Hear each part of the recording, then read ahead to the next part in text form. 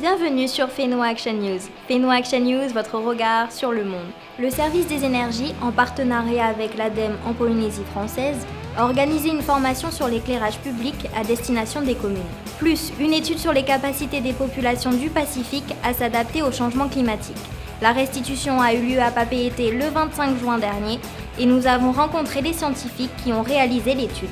Fenno Action News, c'est maintenant.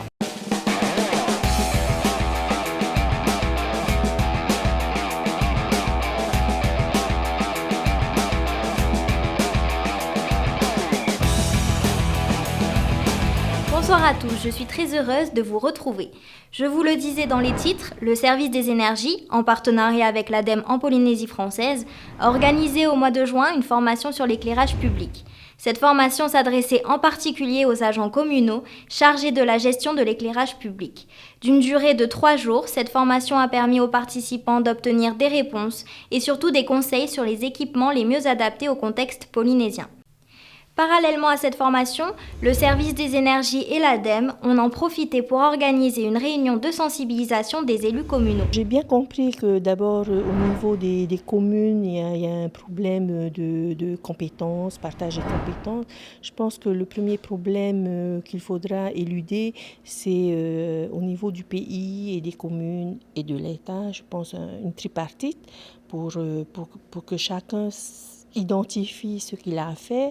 En tous les cas, moi, j'ai vu que techniquement, on peut agir. C'est du technique, c'est du matériel qui génère un coût certainement qu'il faudra réfléchir avec tous ses partenaires.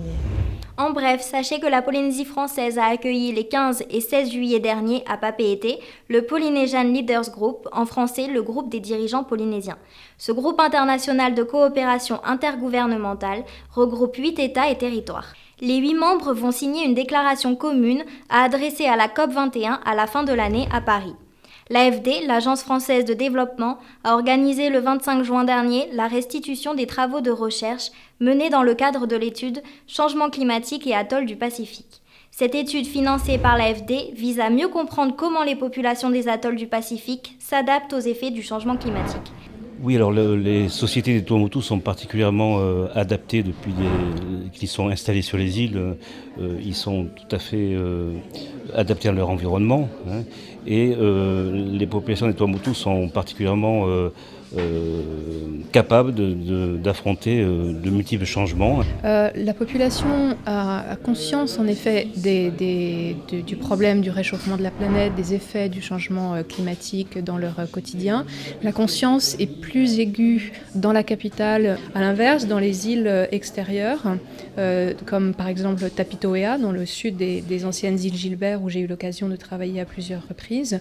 La conscience du changement climatique est en effet un fait avéré, mais ce n'est pas une priorité que de savoir comment on va lutter ou qu'est-ce qu'on va pouvoir mettre en place au quotidien pour se protéger des dommages et des effets de ce changement climatique.